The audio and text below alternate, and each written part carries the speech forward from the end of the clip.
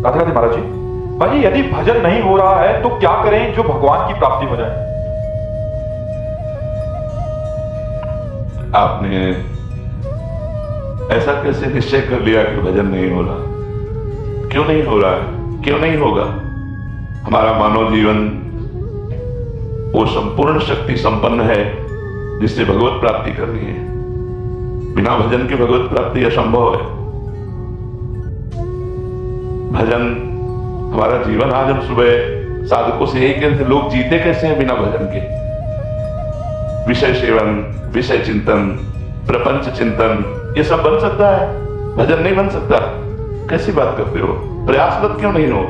इतना क्यों इंद्रिय और मन को प्रोत्साहन दे दिया विषयों के लिए कि वो भजन के लिए ना बोल दिया कि भजन ना बने तो भगवत प्राप्ति कर। भजन हमसे प्रयासरत है, वो भजन नहीं होता जो होना चाहिए। ऐसा प्रश्न तो ठीक है, ऐसा प्रश्न कैसे कर दिया कि भजन ना बने? भजन ना बने वाला शब्द क्यों बोला? आप किस उद्देश्य का पालन करने के लिए मानव जीवन प्राप्त किए? क्या उद्देश्य है? क्या रुपया, समाज प्रियता, मान प्रतिष्ठा, ये सब यही धरी रह जाएगी? इंद्रियों का दुलार, मन का दुलार, ये नर्क की प्राप्ति कराएगा। हम भगवान के निज अंश हैं। हम भगवान के भक्तों के संग से अपने मन को जबरदस्ती बलात् भजन में लगाएंगे। हम अविनाशी भगवान के अंश हैं, हम क्या नहीं कर सकते? ये कैसे कह दिया कि हम भजन नहीं कर सकते? नहीं, बिल्कुल गलत। निरुत्साहित होकर ऐसे वचन ना बोलने चाहिए और ना ऐसे वचनों को सुनना चाहिए।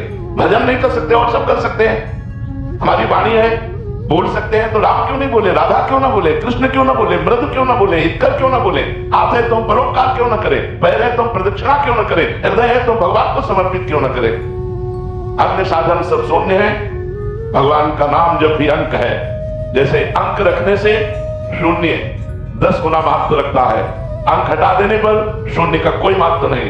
ऐसे ही भगवत चिंतन शून्य, हर सत्क्रिया यहां से ब्रह्मलोक तक ले जाएगी, लेकिन ब्रह्मलोक भी नाशवान है। अब्रह्म स्तंभ पर्यंतम सर्वम मायामयम जगत सत्यम सत्यम पुनः सत्यम हरे नामयुग केवलम। हमें ऐसा नहीं बोलना। आप चूंकि भजन कर रहे हैं, समाज के लिए प्रश्न है, लेकिन बिल्कुल हम इस बात को सुनना नहीं चाहेंगे कि हमसे भजन नहीं होता।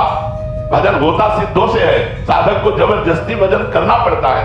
हम अभ्यास योग युक्तेन चेतसा नाम निगामिना, हम ऐसा अभ्यास इस जन्म में करेंगे, हमारा चित्त भगवान को छोड़कर और कोई चिंतन ही न करे। अभ्यास के द्वारा सब कुछ किया जा सकता है। हम निराश, हताश, उदास ऐसे व्यक्ति नहीं, ऐसे व्यक्तित्व नहीं होना चाहिए। किसी भी स्थिति में, किसी भी कार्य प्रणाली में, किसी भी क्षेत्र में निराशा हमारे अंदर नहीं होनी चाहिए। हमारे अंदर उत्साह होना चाहिए। हम लौट के फेंक देंगे हर बाधाओं को। हम भगवान के बच्चा हैं, हम अविनाशी परमात्मा के अंश हैं। ऐसा नहीं है कि हम इंद्रियों की विलासिता और मन की भोग विलासिता में ऐसा बोल पड़े कि हमसे भजन होता ही नहीं। भजन के बिना नहीं। भगवान की प्राप्ति के लिए सुलभ मार्ग भजन है। भगवान का जितना चिंतन किया जाएगा उतना ही हम माया से हटकर भगवान के समीप होते जाएंगे। अनंत चेता सततम यो माम स्मृति नित्य सा तस्याम सुलभा पात्र। भगवान उसके लिए सुलभ होते हैं जो नित्य निरंतर भगवान का चिंतन करता है। अपने चित्त को भगवान के चरणों में लगाने में परेशानी क्या है? जब युद्ध जैसा कार्य भगवान का चिंतन करते हो सकता है, तो कौन सा ऐसा कार्य है जो भगवान का चिंतन करते ना हो? हम मुख में भगवान का नाम स्मरण कर रहे हैं मधुर मधुर, और शरीर से हम चेष्टाएं कर रहे हैं, कर्म कर रहे हैं, और वो कर्म भगवान को अर्पित कर रहे हैं। हम नित्य प्रतिक्षण भगवान के नजदीक पहुंच रहे हैं। भगवान का विस्मरण करके केवल धन संपत्ति और भोगों की चाह में भटकना, ये तो दिव्य मनुष्य जीवन को व्यर्थ नष्ट कर देना है। इसलिए सबसे प्रार्थना है, ये शब्द तो आना ही नहीं चाहिए कि भजन के बिना हमारा जीवन किसी कार्य का नहीं है, हम भजन नहीं कर सकते। ये शब्द नहीं आना चाहिए कि भजन नहीं कर सकते। भजन के बिना जीवन किसी कार्य का नहीं। जब आप सुअर कुत्ता बनोगे तब भजन करोगे, जब आप पशु पक्षी बनोगे तब भजन करोगे। अरे दुर्लभो मानुषो देहो, इतना दुर्लभ मनुष्य शरीर मिला। यदि इस मनुष्य शरीर में अपने प्रभु से प्रेम न कर पाए, प्रभु को रिझा न पाए, तो और क्या?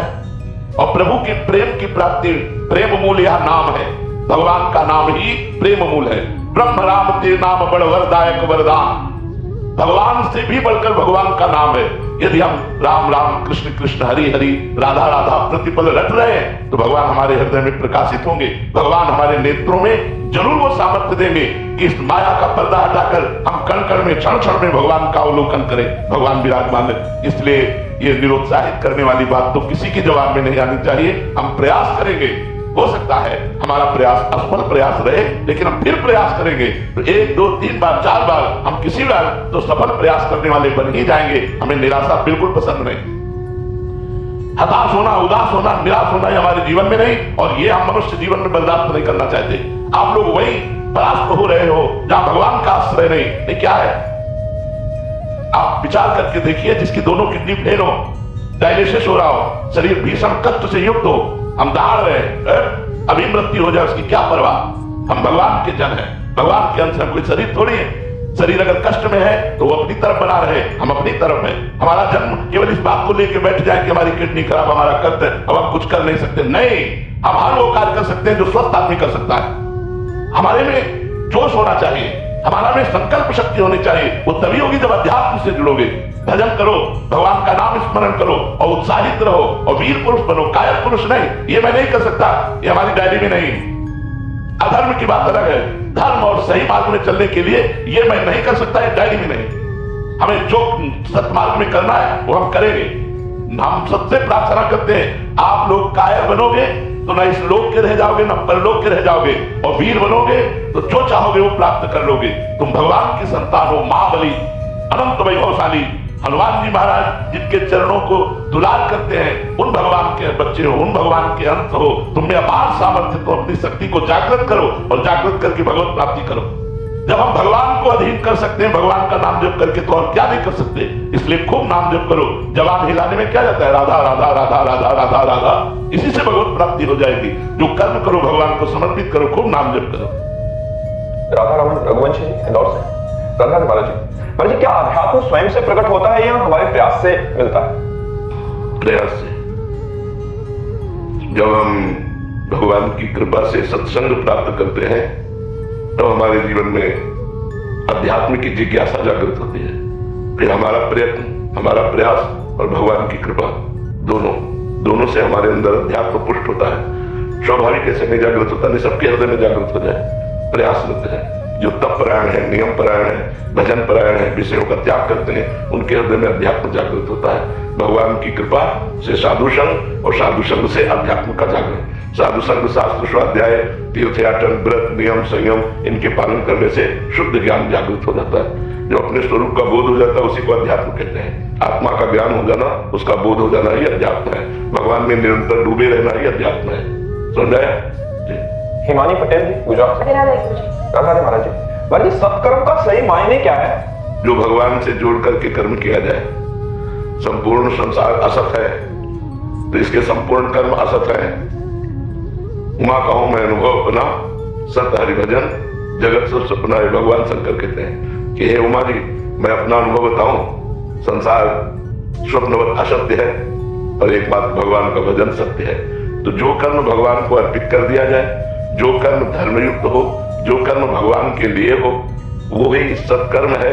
नहीं तो सब मिथ्या है, सब असत कर्म है, और इसी कर्म जंजाल में फंस करके जीव दुर्गति को प्राप्त हो रहा है। सत्कर्म तो कोई बिरला ही करता है। सत है भगवान, जो भगवान के लिए कर्म किया जाए, जैसे माता पिता की सेवा, पुत्र की सेवा, पति की सेवा, पत्नी की सेवा, परिवार की सेवा, ये सब भगवत स्वरूप है। इन सबको भगवान की प्रसन्नता के लिए किया जाए। नाथ सकल संपदा तुम्हारी, मैं सेवक समेत सुत नारी, ये सत्कर्म हो गया। और ये मेरा, मैं ऐसा करूंगा, मैं वैसा करूंगा, ये सब असत्कर्म हो गया। तो सत और असत, इसका विवेक होता है। विवेक निर्णय करता है क्या सत है, क्या असत है, और वो विवेक सत्संग से होता है। बिन सत्संग विवेक न हुई, राम कृपा बिन सुलभ न सोई। तो विवेकवान ही सत कार्य का संकल्प करके, असतों का त्याग करके, असत कर्मों का त्याग करके वो भगवत प्राप्त बनता है। विवेकवान वही विवेकवान। आज हम कह रहे थे सुबह साधकों से कि लोग जिंदा कैसे हैं भगवान के भजन के बिना, भगवान से जुड़े बिना जीवित कैसे रह रहे हैं। विषयों में व्यर्थ जीवन जा रहा है, व्यर्थ का चिंतन, व्यर्थ का खान पान, व्यर्थ की श्वासें, व्यर्थ का जीवन। भगवान का स्मरण नहीं तो मरा जीवन समझो। क्या जीवन जो आप लोग भोगते हैं वो कुत्ता पशु भी भोगते हैं। निद्रा, भय, आहार, मैथुन, इच्छा संपूर्ण सृष्टि में है। हर जीव सोता है, हर जीव खाता है, हर जीव बच्चे पैदा करता है, हर जीव भयभीत है। अगर यही मनुष्य जीवन में चारों बातें केवल रही तो पशु पक्षियों में मनुष्य में अंतर क्या रह गया? इससे दुर्लभ देह कही गई है, दुर्लभो मानुषो देहो। इसकी दुर्लभता क्या है? भगवान से जुड़ना, गंदे कार्यों का त्याग करके धर्म पूर्वक विषयों का सेवन करते हुए भगवान को प्राप्त कर लेना। जो मनुष्य शरीर प्राप्त करके अध्यात्म को जागृत नहीं करता, भगवान को प्राप्त नहीं करता, भगवान का भजन नहीं करता, वो जीवित मृतक के समान है। जिन हरि भगत हृदय नहीं आनी, जीवित सब समान ते प्राणी। सामान्य मुर्दा, मुर्दा जीवित मुर्दा टहल रहा है, क्योंकि भगवत भजन नहीं, सत्कार्य नहीं, बस वही प्रपंच का चिंतन, असत कार्य, वही खाना पीना भोगना, तो ये तो मृत कार्य है, असत कार्य है। तो मनुष्य जीवन का परम लक्ष्य है सत्कर्म करना, और सत्कर्म का स्वरूप है जो कर्म भगवान को अर्पित कर दिया जाए, जो कर्म भगवान से जुड़े वही सत, नहीं तो सब असत, टोटल असत। महाराज जी, ये दान करेंगे इससे पुण्य मिलेगा, ये सत्कर्म है या असत कर्म है? हाँ, असत कर्म है, क्योंकि भगवान से नहीं जोड़ा गया ना, तो वो आपको थोड़ा फल और दे देगा। तो मान लो अगर यहाँ आपने बहुत दान किया तो स्वर्ग मिलेगा, तो स्वर्ग सत्य है क्या है? आप ब्रह्म स्तंभ पर्यंतम सर्वम मायामय जगत, इनके से लेकर ब्रह्मलोक तक मायामय है। वो थोड़ा दिव्य भोग है, लेकिन अच्छा स्वप्न व्यतीत करने के बाद जगह टूटी खाट में पड़े रहे। स्वप्न में देखा आप राजा बन गए, और जब जगह तो टूटी खाट में, तो फायदा क्या हुआ? तो एक स्वप्नवत स्वर्ग गए, फिर जन्म लिया मृत्यु लोक में, तो फायदा क्या हुआ? केवल जो भगवान से जुड़ा हुआ कर्म, हाँ, वही कर्म जो हमने पुण्य किया, वही कृष्णार्पणम मस्तु, अब वो भागवतिक हो गया, अब वो सत हो गया। नहीं, बड़े से बड़े पुण्य का कोई महत्व नहीं। जैसे आपको लोहे की जंजीर से बांध दिया जाए तो बंध गए, और सोने की जंजीर से बांध दिया जाए तो बंध गए। बंधन तो दोनों में है, तो पाप है लोहे की जंजीर, और पुण्य है सोने की जंजीर, बंधा तो दोनों में है। सोने की जंजीर से बांध दिया जाए तो अच्छा लगेगा क्या? आपको एक खंभे में सोने की जंजीर से खूब जकड़ के बांध दिया जाए तो आपको गर्व रहेगा कि मैं सोने की जंजीर से बनाऊं, क्योंकि यार मुक्त करो मुझे। तो जीव बंधन युक्त है शुभ अशुभ कर्मों से। अशुभ कर्म है पाप कर्म, वो लोहे की जंजीर हुई, शुभ कर्म है पुण्य कर्म, वो सोने की जंजीर हुई। बंधा तो दोनों में है। मुक्त होना चाहता है जीव, परमानंद में डूबना चाहता है, बेपरवाह होना चाहता है, वो आनंद भगवान से मिलेगा, वो जगत में नहीं है। कृष्णा सेन जी, वेस्ट बंगाल। कहा है महाराज जी? महाराज जी, गुरु तत्व क्या है? जो सर्व ज्ञान संपन्न, ब्रह्मानंदम, परम सुखदम, केवलम ज्ञान मूर्तिम, द्वंद्वातीतम, गगन सदसम, तत्वमस्यादि लक्ष्यम, एकम नित्यम विमल अचलम सर्वधी साक्षीभूतम भावातीतम त्रिगुण रहितम सदगुरुम तम नमः। वो सदगुरु है जो ब्रह्मानंद है, परम सुख प्रदान करने वाला है, केवल ज्ञान मूर्ति है, द्वंद्वों से परे है, मान अपमान लाभान सुख दुखा द्वंद्वातीत, और आकाश के सदस्य सर्वत्र व्याप्त है। जैसे आकाश सर्वत्र व्याप्त, केवल ऊपर ही नहीं, यहां भी है। ये शब्द है, शब्द गुण आकाश का है। अगर आकाश तत्व न हो तो शब्द नहीं हो सकता, शब्द गुण आकाश का है। तो गगन सदसम और तत्व मस्यादि लक्ष्यम, वो तत्व वो मस्यादि महावाक्यों के द्वारा उसका लक्ष्य होता है। एकम, वो एक है, वो नित्य है, वो विमल है, वो अचल है, वो समस्त भूतों का साक्षी है, वो भावातीत है, वो त्रिगुण रहित है, मायातीत है। ऐसे सदगुरु को हम नमस्कार करते हैं जो केवलम ज्ञान मूर्ति। अमित शर्मा जी, श्री रमेश महाराज जी, महाराज जी ऐसा मार्गदर्शन प्रदान करें कि जिससे हमारे हृदय में संतों के प्रति अखंड श्रद्धा, निष्ठा एवं प्रेम निरंतर बढ़ता है। राधा राधा राधा राधा राधा राधा। जितना नाम जप करोगे उतने सब संतों के प्रति चरणों में झुकने की भावना, उनकी चरण जब हमें जो प्रिय होता है, उसके प्रियजन भी प्रिय लगते हैं, उसकी वस्तु भी प्रिय लगती है। अपने प्यारे का कपड़ा भी प्रिय लगता है, अपने प्यारे का जूता भी प्रिय लगता है। ये उनका पादुका है, ये उनका छत्र है, ये उनका दंड है, ये उनकी बैठने की आसन, उनकी हर वस्तु प्रिय लगती है। तो हमारे प्यारे के प्यारे हैं संत जन, हमारे प्यारे प्रभु हैं, और प्रभु के प्यारे संत जन हैं, वो हमें और प्यारे लगते हैं। भगवान ने कहा सातों सम मुझ में जगत देखा और मोते अधिक संत कर लेखा। सातवीं मेरी भक्ति है, समान रूप से सर्वत्र मेरा दर्शन करना, लेकिन मेरे से भी अधिक संत को देखना, ये सातवीं भक्ति है। तो संत इसलिए प्राण प्यारे लगने लगते हैं क्योंकि भगवान के प्यारे जन है। संत मिले हृदय शीतल हुआ, आज मेरे भगवान के प्यारे मिल गए, आज मेरे भगवान के निज जन मिल गए। ये कब होगा? जब भगवान से प्रीति होगी।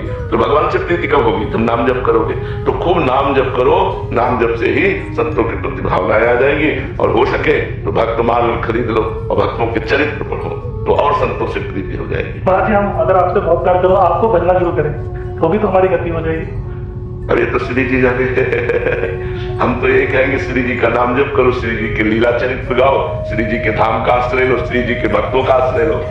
अगर संत मान करके हम किसी को प्यार करें तो भगवान कपिल देव जी ने कहा जो प्यार और आसक्ति संसार में बंधन का कारण है वही जब किसी संत से कर ले तो मोक्ष का खुला द्वार है। मोक्ष का खुला हुआ द्वार है। रात दिन उठते बैठते हमें याद आ गए संत तो ध्यान मूलम गुरु मूर्ति, इससे सुंदर ध्यान क्या होगा। भगवान के किसी प्रेमी भक्त का हर समय ध्यान बना रहे, उनकी बात बनी रहे, उनसे हमें प्यार हो जाए, उनसे अपनापन हो जाए तो भगवान से अपने आप हो जाएगा।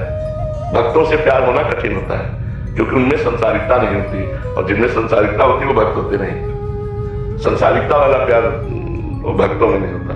तो भक्तों से प्यार जो होता है वो निर्विकार होता है क्योंकि भक्त निर्विकार होते हैं और हम लोग विकारी हैं। हम प्यार करेंगे तो विकारियत ही करेंगे।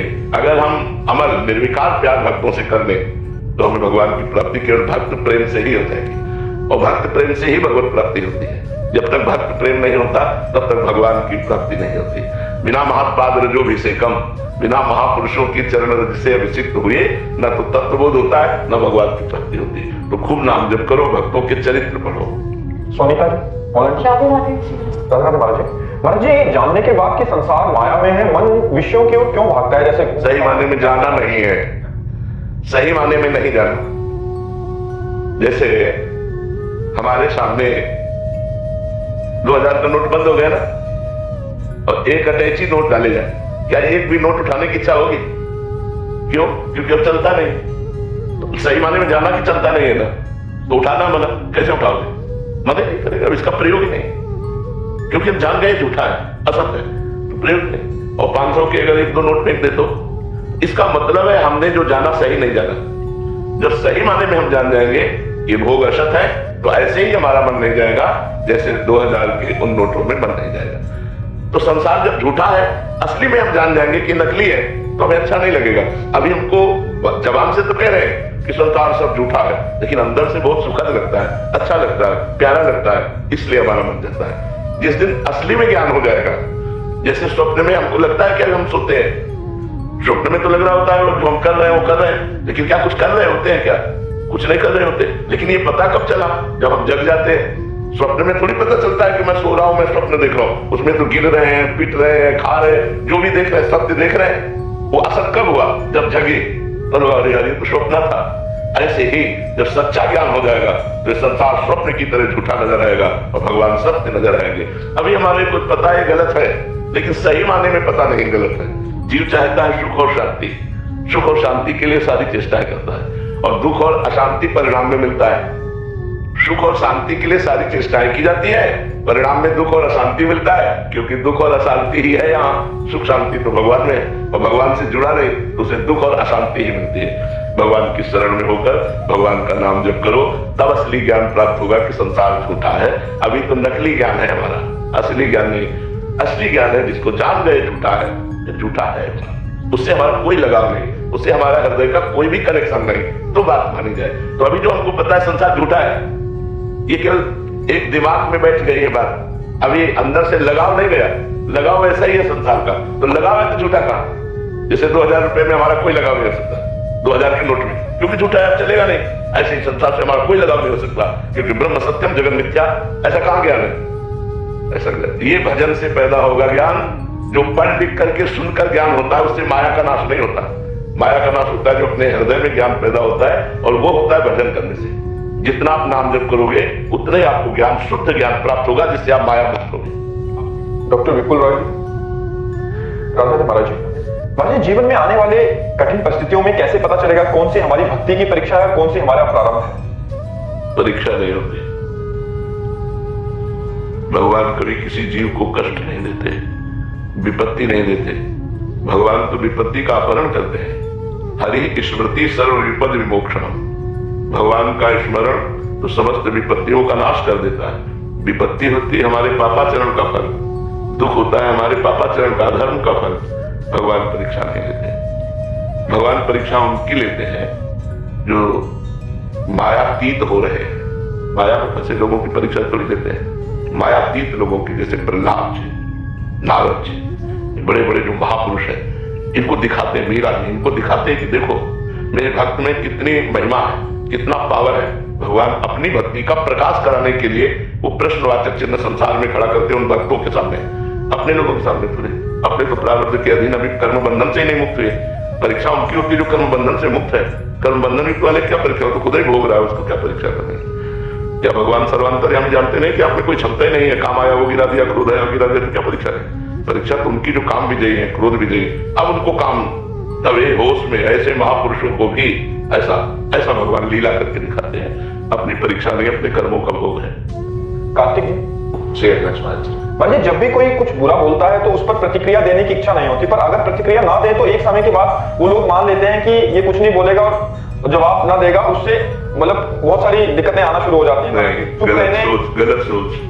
जब आप प्रतिक्रिया नहीं करेंगे तो ईश्वर करेगा, और वो जब प्रतिक्रिया करेगा तो उनकी ऐसी कैसी कर देगा। जो संत जन होते हैं, जो सतमार्ग के पथिक होते हैं, वो किसी के द्वारा किए हुए प्रतिकूल व्यवहार का उत्तर प्रतिकूलता से नहीं देते, शांत भाव से सह जाते हैं। अब ये कर्म जब उनके ऊपर लागू होगा तो उनको दंड मिलेगा। ऐसा नहीं कि आप चुप रहोगे तो बोलते चले जाएंगे, उनकी बोलती बंद करवा दी जाएगी, ऐसी जगह भिड़ा दिए जाएंगे कि वो अपने आप नष्ट हो जाएंगे। आपको चुप रहना है, आपको अपना काम बनाना है, उनका अहित भी नहीं सोचना है, ना अहित करना है, उनका दिमाग अपने आप ठीक हो जाएगा। वो मालिक एक एक मिनट सबको देख रहा है। ऐसा नहीं कि आज हमने इसको बख्श दिया तो कल ये फिर करेगा, कल करने लायक नहीं रहेगा। उसको ऐसी स्थिति में जब तक समय है तब तक वो बढ़ता जाएगा, और जहां समय उसका आया तो ऐसा नष्ट हो जाएगा कि किसी काम का नहीं रहेगा, आप प्रकाशित हो जाएंगे। तो ऐसा नहीं कि हम सहनशील हैं तो हमको जो चाहे वो दबा लें, नहीं, वो अपने आप नष्ट हो जाएगा, अपने आप नष्ट हो जाएगा। इसलिए धैर्यवान बनो। ये नहीं कि इसको हम उत्तर दे दें, अगर उत्तर नहीं देंगे तो हमको दबा हुआ मानकर मनमानी आचरण करता रहेगा। नहीं, ऐसा नहीं, वो नहीं करता रहेगा, वो अपने आप ठीक हो जाएगा। उसके दो ठीक होने को उपाय है। एक तो अगर थोड़ा भी धर्मात्मा है, थोड़ा भी धर्म का आचरण करता है या धर्म से जुड़ा है, उसको लगेगा इतनी बार हमने कहा मुझे नहीं करना चाहिए।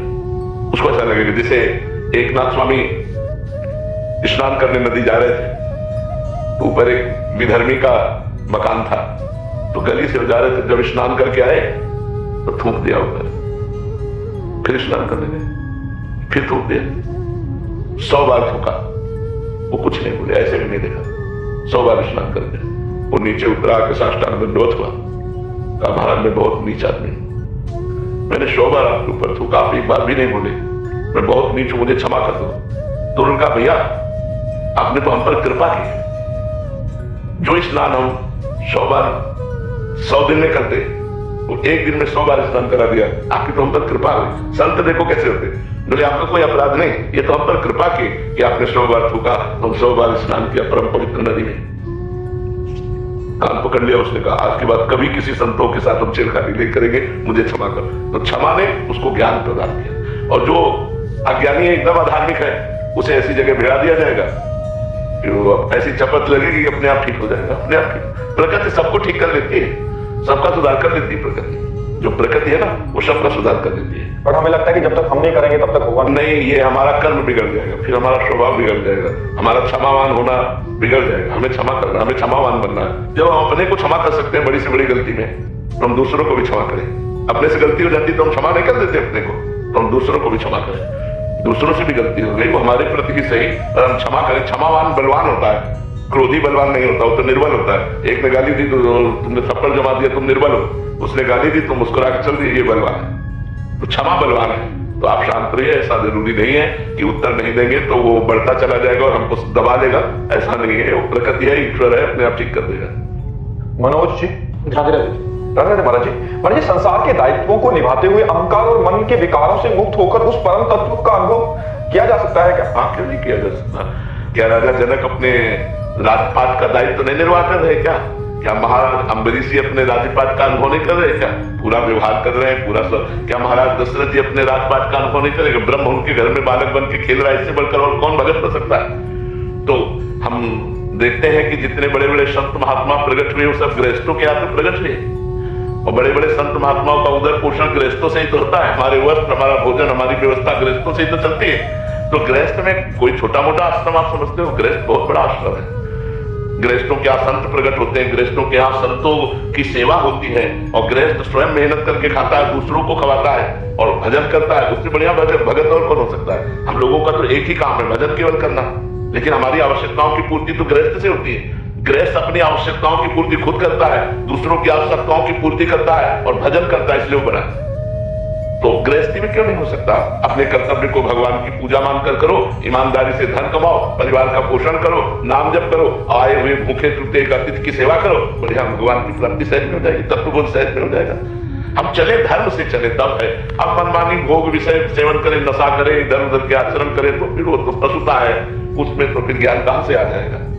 पुलकित वैद्य जी, राधे महाराज जी, महाराज जी आप कह रहे हैं कि आप विदेश में रहते हैं, वहां विदेश में भोग विलास अधिक है, प्रयास के बावजूद भी मन विचलित हो जाता है, ऐसे में नाम जप की निरंतरता कैसे बढ़ती? देखो, भोग विलास तो लंका में भी बहुत था, लेकिन विभीषण जी ने भक्ति की कि नहीं की? हम वही बात बार बार आपको दोहरा रहे हैं। हमारा जिद्दी स्वभाव होना चाहिए, हम जिस कार्य को करना है उसे करके रहेंगे, चाहे लाख बाधाएं आए, मुझे प्राप्त कोई नहीं कर सकता।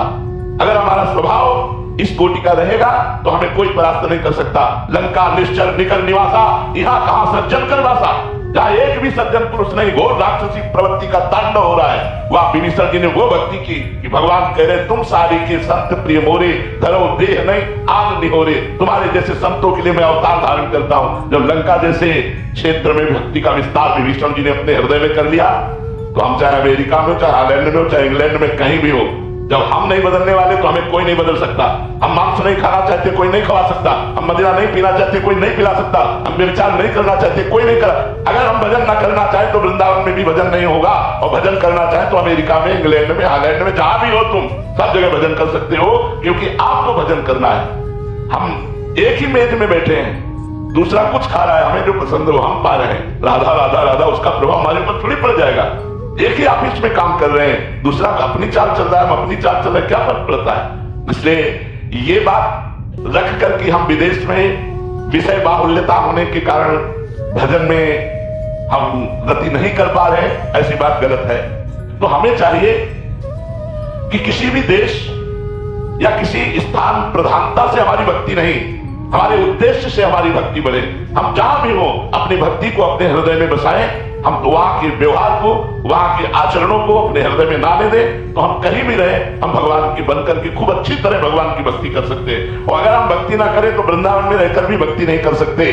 मैं आपसे कह रहा हूं, वृंदावन भगवान का धाम है, यहां भी रह करके वो सब कुछ हो सकता है जो बाहर हो रहा है। और अगर भक्ति करना चाहो तो बाहर में भी कर सकते हो, वो सब कुछ कर सकते हो जो वृंदावन में भक्तजन कर रहे हो, वही आप कर सकते हो। युगल सरकार विराजमान करके उनको मंगला, उनको राजभोग, उनकी आरती, उनकी चरण सेवा, उनके पद सुनाना, नाम जप करना, भगवान के भक्तों के चरित्र पढ़ना, क्या नहीं कर सकते हो? तो इसलिए हमें ये भी बात पसंद नहीं कि हम किसी देश का हवाला दे करके अपने जीवन को व्यर्थ जाने दें। नहीं, हमारा उद्देश्य मजबूत है, तुम चाहे जिस देश में रहे, चाहे जिस प्रांत में रहे, चाहे जिस जगह में रहे, हमारी भक्ति में कोई असर आने वाला नहीं। अगर हमारा उद्देश्य सही नहीं है तो भक्ति क्षेत्र जहां भक्ति नृत्य कर रही, वृंदावन में भी भक्ति नहीं कर सकते। उद्देश्य ठीक होना चाहिए हमारा। सोमनाथ सिंह जी छत्तीसगढ़ से, राधे राधे महाराज जी। महाराज जी, जब हम भक्ति के मार्ग पर कदम रखते हैं तो अंदर धीरे धीरे अहंकार का भाव आ रहा है महाराज जी, ऐसे में हाँ, इसमें विचार करना चाहिए कि हमारे ऊपर भगवान की कृपा हुई है तब हम भक्ति मार्ग में कदम रखा है। अतिशय कृपा राम की हुई, पाव देह या मार्ग सोई, तो फिर अहंकार क्यों आप थोड़ी कर रहे हैं? भगवान आपके ऊपर कृपा करके आपको भक्ति का मार्ग दिया, भक्ति करने की शक्ति दी, भगवान का नाम कृपा करके आपकी जिह्वा पर चल रहा है, तो अहंकार क्यों? अविवेक के कारण अहंकार बढ़ता नहीं, तो विवेक धारण करो तो अहंकार किस बात का? हम क्या कर सकते हैं? हमें जो पावर है भगवान का दिया हुआ है, तो हम व्यर्थ में अहंकार क्यों करें? हमें जो सत्मार्ग मिला है भगवान का दिया हुआ है, हम जो भक्ति कर रहे हैं भगवान के द्वारा दी हुई कर रहे हैं, हमारे ऊपर भगवान की असीम कृपा, ये सोचना चाहिए। अहंकार करने की जरूरत क्या है? अहंकार से तो पतन हो जाएगा। अहंकार भगवान को पसंद नहीं। अहंकार अज्ञान के कारण हो रहा है, उसको हटाइए। भगवान की कृपा है, आपके द्वारा जो भक्ति हो रही है, आप बिल्कुल अगर अहंकार रखेंगे तो जो हो रही है वो भी छूटती चली जाएगी और काम क्रोध आदि आपके ऊपर हावी हो जाएंगे और गिर पड़ोगे। जिसने जिसने अहंकार किया उसे मुंह की खानी पड़ी। अहंकार का त्याग करो, अहंकार ठीक नहीं है। सगुन जी, महाराज जी, हम बोलते हैं कि श्री जी की इच्छा है, श्री जी की कृपा है, लेकिन कहीं ना कहीं हमारे मन की इच्छा होती है, हम अपनी मन की इच्छा पूरी बोलते रहो, ठीक हो जाओगे, बोलते रहो, ठीक हो जाओगे। हम अपनी इच्छा को दबा के श्री जी की इच्छा बोलते रहे धर्म में। श्री जी की इच्छा कभी पाप में नहीं, धर्म में। तो हमारी जो अंदर की इच्छा है वो धीरे धीरे समर्पित होती जाएगी। अब पहले वाणी से तो बोलते रहे श्री जी की बड़ी कृपा है, श्री जी की बड़ी कृपा है, श्री जी की आज इच्छा से ये वृंदावन आना हुआ, श्री जी की इच्छा से परिक्रमा लग गई, श्री जी की इच्छा से आज सत्संग में हम बैठे हैं, श्री जी की इच्छा। अगर हम ऐसे बोलते रहे तो वही बात हमारे अंदर चली जाएगी और अंदर का जितना अहंकार मल है जो कि मैं करता हूं वो धुल जाएगा। आप वाणी से इसे कहते रहिए, चिंता मत कीजिए, ये वाणी की बात ही अंदर जाकर आपको पवित्र कर देगी। डॉक्टर कविता जी, राधा राधे महाराज जी। महाराज जी, जीवन का सत्य क्या है? भगवान को देख लेना, एक बार भर नेत्र भगवान को देख लेना, ये सत्य है। भगवान को देख लेना। जो लोग कहते हैं मृत्यु सत्य, वो खुद जानते ही नहीं मृत्यु तो असत्य है। किसकी मृत्यु होती है? आत्मा अजर अविनाशी है, पंचभूत में मिल गए, कोई नहीं मरा। मरा कौन? कोई नहीं मरा। बोले मृत्यु सत्य है, मृत्यु कहां से सत्य है? किसकी मृत्यु सत्य है? आत्मा तो अविनाशी अजर अमर है, उसे कभी मरना नहीं होता। और पंचभूतों में मिल गए तो मृत्यु किसकी हुई? किसी की नहीं। तो सत्य क्या है? भगवान, भगवान का भजन। उमा कहूं मैं अनुभव अपना, सत्य हरि भजन जगत सब सपना। सत्य है भगवान। अगर भगवान का भजन हो रहा है तो आपका सत्य में जीवन जा रहा है। अगर भगवान से विमुख हो तो भोग में जीवन, नरक में जीवन है, मृत जीवन है, मृत जीवन। जिन हरि भगति हृदय नहीं आनी, जीवित सब समान ते प्राणी। वो मुर्दे के समान जिंदा माना जाता है जिसके हृदय में भगवान का स्मरण नहीं चलता, भगवान नाम जप नहीं हो रहा, व्यर्थ जीवन है। मरोगे तो क्या लाद के ले जाओगे? बिल्डिंग, बैंक बैलेंस, परिवार, रिश्तेदार, नातेदार, तुम्हारा शरीर भी यही भस्म हो जाएगा। 4 दिन की चांदनी देखो, 40 वर्ष व्यतीत हो गए, 50 वर्ष व्यतीत हो गए, पता नहीं चला। अब पता नहीं कितनी श्वासें हैं, उनमें भी कौन सा रोग आने वाला है, कैंसर आ जाए, क्या आ जाए, क्या परेशानी आ जाए, और उस समय भगवान का भजन कर पाएंगे क्या? अभ्यास नहीं किया स्वस्थ में रहकर भजन करने का तो अस्वस्थ अवस्था में फिर भजन नहीं होता। इसलिए यावत स्वस्थ मिदम कलेवरम यावत च दूरे जरा। जब तक तुम्हारा शरीर स्वस्थ है, बुढ़ापा दूर है, भजन करके भगवान की प्राप्ति कर लो। नहीं तो फिर अगर इस जन्म को व्यर्थ में नष्ट कर दिया तो अगला जन्म पता नहीं, नाली का कीड़ा बने, भूत बने, प्रेत बने, क्या बने, कुछ भरोसा नहीं हमारे कर्मों का। जब इतना बड़ा महात्मा एक हिरण के चिंतन में अगला जन्म हिरण का पा सकता है तो हम लोग सुअर कुत्ता बन जाए तो कौन सी बड़ी बात है। इसलिए होश में निरंतर भगवान का स्मरण करते हुए ये बात समझ लो कि हर श्वास, हर मिनट, हर घंटा, हर प्रहर, हर दिन, हर मास, हर वर्ष वही सत्य है जिसमें भजन किया गया, भगवान से चित्त को जोड़ा गया। और अगर भजन नहीं किया गया तो हर श्वास व्यर्थ जा रही है, हमारा समय व्यर्थ जा रहा है। इसलिए सत्य है भगवान और भगवान का भजन। सूर्य प्रसाद जी, महाराष्ट्र से। राधा राधे महाराज जी। महाराज जी, गुरु तो हर समय हमारे साथ नहीं होते, तो हमें कैसे पता चले कि कैसे तुमने जाना गुरु साथ नहीं रहते? गुरु को व्यक्ति मान लिया क्या? अगर गुरु को व्यक्ति मान लिया तो गुरु बनाया ही नहीं तुमने, अभी गुरु माना ही नहीं। गुरु व्यक्ति नहीं होता, गुरु तत्व होता है, और तत्व तुम्हारे साथ रहता है। व्यक्ति रूप में अगर हम गुरु को केवल मानेंगे तो हम गुरु को नहीं मान पाए। गुरु को मानना तत्व अखंड मंडलाकारम व्याप्तमेन चराचरम तत्पदम दर्शितमेन तस्मै श्री गुरुवे नमः। अखंड मंडल में कोई भी कण ऐसा नहीं जहां गुरुदेव ना हो, तो यहां भी गुरुदेव है। कोई भी समय नहीं जहां गुरुदेव ना हो, तो इस समय भी गुरुदेव है। सब में गुरुदेव तो मेरे हृदय में भी गुरुदेव, क्योंकि अखंड मंडलाकारम व्याप्तम एन चरा अचरम, जड़ चैतन्य सब में गुरुदेव व्याप्त है, तो मेरे हृदय में भी गुरुदेव बैठे हुए हैं। हम गुरुदेव से 1 मिनट भी दूर नहीं है। तो ये बात कहना कि गुरुदेव तो हमारे पास नहीं रहते, गुरुदेव तुम्हारे हृदय में ही बैठे, तुम्हारी छाती में ही बैठे, तुम अनुभव तो करो। तुम उनको दूर अनुभव करोगे तो दूर अनुभव करोगे, वह नजदीक अनुभव करोगे तो नजदीक अनुभव करोगे। जैसा बहिरंतश्च भूतानाम अचरम चरमे उच्च सूक्ष्म तद विज्ञेयम दूरस्थम चाति के तक। भगवान कहते हैं कि अगर तुम अनुभव करोगे दूर तो दूर, आंतरिक तो बिल्कुल आंतरिक हृदय में ही, बाहर तो बाहर, भीतर तो भीतर, जिधर चाहो वो सर्वत्र विराजमान है। तो ऐसा अनुभव करो गुरुदेव हमारे मस्तिष्क में बैठे, हमारे हृदय में बैठे, गुरुदेव हमारी एक एक चेष्टा देख रहे, गुरुदेव हमारी एक एक बात जान रहे, तत्व स्वरूप गुरुदेव तुम्हारी रक्षा कर रहे, तुम्हें सत्मार्ग में प्रेरित कर रहे हैं, ऐसी भावना करो। अमृता धवन जी, दिल्ली से। राधा राधे महाराज जी। महाराज जी, अगर मृत्यु पहले से ही तय है तो अकाल मृत्यु भी पहले से तय? नहीं, अधिक पाप बन जाने पर, कोई महत अपराध बन जाने पर अकाल मृत्यु का दंड दिया जाता है। अकाल मृत्यु तय नहीं होती, तय होती है मृत्यु कि समय पूरा हुआ और वो शरीर छूट गया, अचानक घटना घटी और शरीर छूटा, है कोई महान पाप बन गया जिससे उसको दंड रूप में अकाल मृत्यु दिया गया। अकाल मृत्यु पहले से तय नहीं होती, तय होती है मृत्यु। अकाल मृत्यु अधिक महत अपराध बन जाने से, कोई जाने या न जाने कोई महत अपराध बन गया तो उसकी आयु क्षीण हो जाएगी, और आयु क्षीण होकर अकाल मृत्यु का योग बन जाएगा, उसका शरीर छूट जाएगा। पर जी, जैसे कोई छोटा बच्चे भी अगर हो जाए तो उनका पूर्व का कोई बड़ा प्रारब्ध है? हाँ, अरे बच्चा तो शरीर तो मात्र 2 वर्ष का है, लेकिन वो तो बहुत पुराना है ना, आत्मा तो पुरानी है ना, कर्ता तो पुराना है, शरीर बदलने से क्या है? कपड़े बदलने से तुम थोड़ी बदल जाओगे, पहचानने वाला पहचान लेगा। ऐसे ये कपड़े हैं, कपड़े बदलने से काल की नजर में धोखा नहीं दे सकते। काल तो पहचानता ही वही है जो ये कर्म किया था, उसी कर्म के अनुसार उसको दंड मिलेगा। चाहे गर्भस्थ शिशु हो, चाहे जन्म लेने वाला हो, चाहे जन्म ले चुका हो, चाहे 2 वर्ष का हो, चाहे 20 वर्ष का हो, काल की नजर में कोई बचता नहीं है, उसे अवश्य भोगना पड़ता है। गंगा जी हरियाणा से। महाराज जी ऐसा कहा जाता है कि इंसान पूरी जिंदगी कुछ ना कुछ सीखता रहता है। महाराज जी आपके भी जीवन में कुछ अभी सीखने के लिए बाकी है महाराज जी, या सीख रहे हैं? बाकी है, क्योंकि वो ज्ञान अनंत है। इसलिए जब उसका अंत नहीं है तो हम कैसे कह सकते हैं कि हम पूर्ण ज्ञानी हैं? वो अनंत ज्ञान है, अनंत वैराग्य है, अनंत प्रेम है हमारे परमात्मा का। इसीलिए वेद भी नेति नेति कहते हैं। वेद कहते नहीं, इतना ही नहीं है, क्योंकि अगर वेद भी प्रमाणित कर दे कि वो इतना ही है तो उसे अनंत नहीं कहा जा सकता। ज्ञान अनंत है, वैराग्य अनंत है, प्रेम अनंत है। इसलिए साधु का पूरा जीवन अनुभव युक्त होने पर भी प्रतिपल अनुभव होता रहता है, प्रतिपल अनुभव होता रहता है। तो अनुभवी संतों से हम इसीलिए सुनते हैं कि वो जो 10वें वर्ष में अनुभव किया वो 10 सेकंड में हमें प्रदान कर देते हैं। तो अनुभव तो चालू ही है, साधक साधक ही रहता है, सिद्ध होने पर भी साधक रहता है, क्योंकि प्रतिपल अनुभव बढ़ता जाता है और वो अनंत है, इसलिए कभी पूर्ण नहीं होता। और वो हमारे हृदय में है, इसलिए कभी अपूर्ण नहीं रहता। वो हमारे हृदय में है इसलिए अपूर्ण नहीं रहता, और वो अनंत है इसलिए कभी पूर्ण नहीं रहता। इसलिए जब किसी महापुरुष को देखो तो वो दैन्य भाषा में बोलेगा, मैं अधम हूं, मैं नीच हूं, हम पर भगवान की कृपा है, बस ऐसी बात बोले। क्योंकि वो असीम समुद्र है, अथाह समुद्र है ज्ञान का। तो कितना जितना ज्ञान जाना वो अपनी बुद्धि के अनुसार जाना। हमारी बुद्धि कितनी है?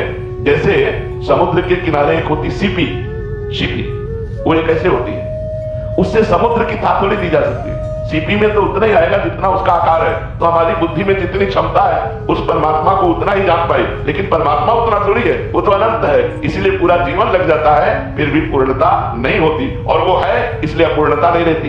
दोनों बात समझ ली, वो है और उसका अनुभव है इसलिए अपूर्णता नहीं, वो अनंत है इसलिए उसकी पूर्णता नहीं। इसीलिए जिससे पूछो वो ये कहता मैं अधम हूं, मैं नीच हूं, हाँ भगवान की कृपा है। तो प्रतिपल नवीन अनुभव उसका होता रहता है। महाराज जी आप आगे पूछ रहे हैं कि महाराज जी शिष्य बनने से और गुरु बनने तक के सफर में, महाराज जी आज आप गुरु हैं तो आपको कैसा फील होता है?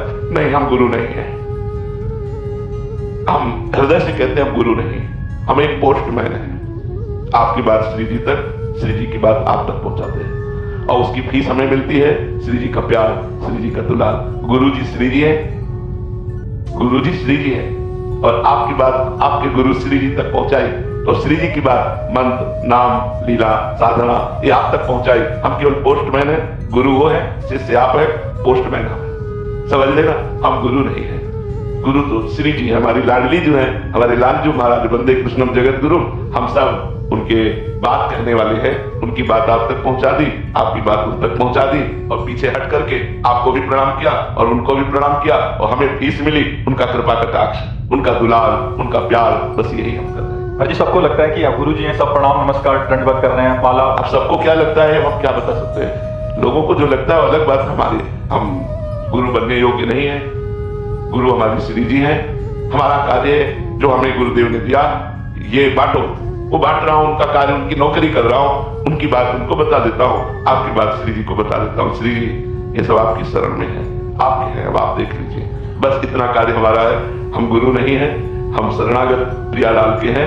प्रियालाल ही हमारे गुरु हैं, वही आप सबके गुरु हैं, वही आप सबका पालन पोषण उद्धार करेंगे। हम तो निमित्त मात्र केवल हैं। जी शिष्य बनना कठिन है, गुरु बनना कठिन? शिष्य बनना कठिन है। जो सही शिष्य बन गया वही गुरु बन जाता है। शिष्य बनना कठिन है, सबसे कठिन कार्य है शिष्य बनना, क्योंकि इसमें अहंकार को पूर्ण समर्पित करना होता है।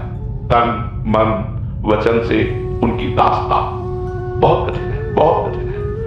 अपने अहंकार को नष्ट होते देख करके कोई अच्छा साधक प्रसन्न होता नहीं तो चलता है। तो गुरुजनों की जो मार पड़ती है वो अहंकार पर पड़ती है, और अहंकार की मार सबको बर्दाश्त नहीं होती।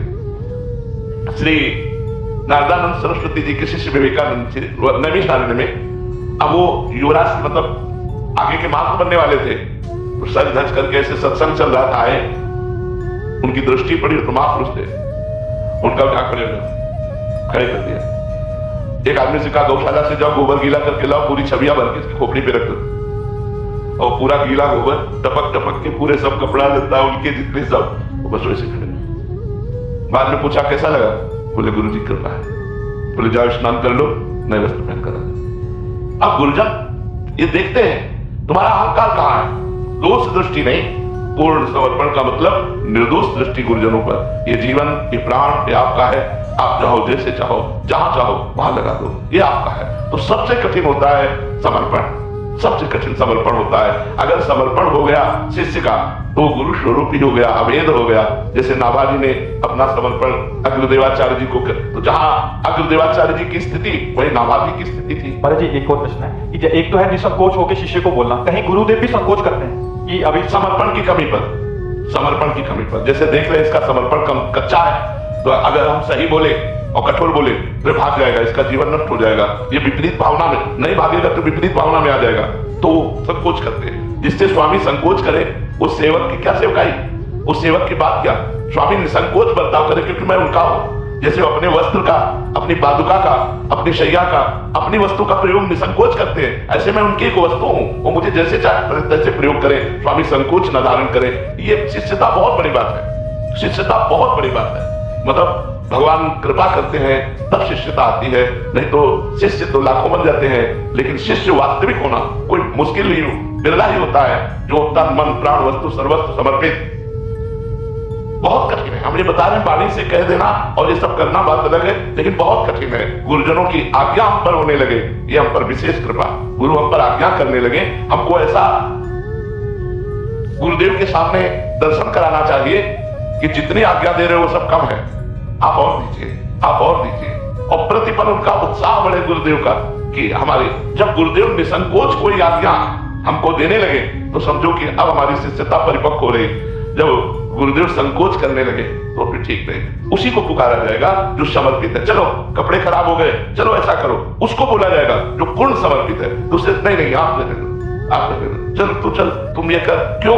क्योंकि वो समर्पित है। भाई इससे भागवतिक स्थिति में भी फर्क पड़ेगा शिष्य की। हाँ बिल्कुल, जो जितना समर्पित है उतने गुरु का प्रसाद उसके ऊपर प्रकाशित होता चला जाएगा। गुरु प्रसाद क्या है महाराज जी? भगवत तत्व में स्थित होना, द्वंद्वातीत हो जाना, कालातीत हो जाना, मायातीत हो जाना। जितना गुरु प्रसाद जागृत होता जाएगा उतने उसे ब्रह्मबोध होगा, भगवत प्रेम होगा, प्रिया प्रीतम में तन्मयता होगी, संसार से घोर वैराग्य हो जाए। ये सब गुरु कृपा से संभव है, गुरु कृपा से। महाराज जी ऐसा भी होता है कि वो संभाल ना पाए उसको? जब गुरु कृपा है तो संभालने का प्रश्न नहीं उठता, क्योंकि कृपा ही माँ की तरह संभालती है। जो गुरु कृपा है वही माँ की तरह शिष्य को संभालती रहती है। श्री राधा वल्लभ लाल की जय। यही प्रश्न अगर ग्रस्त साधकों के लिए करें, उनके पास तो सहज में विषय उपलब्ध हैं, तो लंबे समय तक विषयों का भोग करने के बाद भी अरुचि हो जाती है? नहीं, कभी नहीं। महाराज ययाति ने अपनी यौवन अवस्था को शुक्राचार्य की पुत्री देवयानी से पानी ग्रहण करके भोगा, लेकिन तृप्ति नहीं हुई, तो अपने पुत्र की 1000 वर्ष की आयु लेकर भोगा, फिर भी तृप्ति नहीं हुई, तो घृणा की, धिक्कार है ऐसी वृत्ति को। मैंने अपने पुत्र की आयु को भी भोगा, फिर भी तृप्ति नहीं, इसलिए मैं अनुभव अपना लिखता हूं साधकों के लिए। महाराज ययाति कि संपूर्ण सृष्टि की स्त्रियां जो धार्मिक भोग सामग्री एक पुरुष को मिल जाए तो भी तृप्ति नहीं होगी, उसे त्यागना ही पड़ेगा। त्यागात् शांति मंत्रम, त्याग से शांति होगी, ना कि भोग से। भोग भोगते भोगते वृद्ध हो जाता है, फिर भी वृद्धावस्था में उसकी असत चेष्टाएं बनी रहती हैं, वो चेष्टाओं से मुक्त नहीं हो पाता। इसलिए साधना के द्वारा विषयों का त्याग करके मनोनिग्रह और इंद्रिय निग्रह करके जो भगवान में स्थित है वही विजयी है, अन्यथा नहीं। महाराज जी साधकों के लिए हमारे जी बहुत लंबे समय तक लगता है कि इंद्रिय संयोग ना होने के कारण, सतोगुण और संतों का संग होने के कारण वो विश्राम को नहीं, गलत। ईश्वरना जब तक शांत नहीं हो जाती तब तक हम काम विजयी नहीं मान सकते, समस्त भोगों के त्यागी नहीं मान सकते। लेकिन नहीं, जब तक ईश्वरना है, जब तक वो चिंगारी है और उसकी शांति नहीं हुई तो ज्वाला बनने में देर नहीं लगती चिंगारी को। देवर्षि नारद जी ने कहा है, साधना करते करते ये विषय इच्छा तरंगवत हो जाती है, अगर उसे संयोग मिल जाए भोगों का तो समुद्रवत होने में देर नहीं लगती। इसलिए एक वैश्या गांव में रहती थी, तो वहां से संत निकलते थे, तो उनसे पूछती थी, बाबा जी तुम्हारी दाढ़ी पवित्र कि हमारे बकरे की दाढ़ी अच्छी? वो कुछ नहीं बोलते थे। रोज उपहास करते। एक दिन उनको भागवतिक संकेत हुआ कि तुम्हारा शरीर छूटने वाला है। उन्होंने कहा भाई गांव की वैश्या को बुला लो। बुला लाए। कहा बेटा मेरी दाढ़ी पवित्र। तो कहा महाराज जी आज तक आप नहीं बोले। बोले अब जा रहा हूं। अब जा रहा हूं तो बोल रहा हूं कि मेरी दाढ़ी पवित्र, लेकिन जब तक जाने का संकेत नहीं हुआ तब तक नहीं बोल सकता। अर्थात जब तक इस धराधाम में शरीर है तब तक सावधानी रखनी है, जीते जी सावधानी रखनी है। शिव विरंचिका मोहई को है बपुरान। जी बहुत लंबी लड़ाई है। बहुत लंबी लड़ाई से कोई ये ना समझ ले कि 10-20 माला जप कर हम काम विजयी हो जाएंगे, क्रोध विजयी हो जाएंगे। नहीं, ये भजन करने से कम होते हैं और भगवत साक्षात्कार करने से बिल्कुल ना के समान। लेकिन संयोग बन जाए तो गिरने के चांस रहते हैं। इसलिए आजीवन साधु को या साधक को अपने उपासना मार्ग में एक लक्ष्मण रेखा रखनी चाहिए कि इसको हम क्रॉस नहीं करेंगे। अगर वो क्रॉस कर गया तो गिर जाएगा। देखो अपने लोग तो साधना करते हैं। देवर्षि नारद जी सिद्ध पुरुष हैं और उनको भी काम ने परास्त कर दिया। भगवान से ब्याह की वृत्ति मांगने लगे कि मेरा ब्याह हो जाए। भगवान ने बंदर का रूप दे दिया तो भगवान को श्राप भी दे दिया इसी आवेश में आकर। शरकादि सिद्ध महापुरुष है, वैकुंठ में भगवान के पार्षदों ने रोक दिया तो खड़े रहना चाहिए, क्या जाता है। लेकिन उनको क्रोध आ गया, वैकुंठ में क्रोध आ गया और श्राप दे दिया। से अक्रूर जी महाराज भगवान के परम प्रिय महाभागवत, लेकिन जब सेवंतक मणि उनको मिली तो भगवान द्वारिकाधीश को छोड़कर काशी चले गए और वहां यज्ञ करने लगे सेवंतक मणि के प्राप्त धन से। तो इन सब सिद्ध पुरुषों में ये स्फुरणाएं देखी गई। इसलिए जैसे काम है तो भगवान का पुत्र ही बना जाकर प्रद्युम्न जी कामावतार भगवान है। तो ये काम क्रोध आदि कोई साधारण शत्रु नहीं है कि आप 2-4-10 दिन 2-4-10 महीने भजन किए आप काम विजयी हो गए, क्रोध नहीं।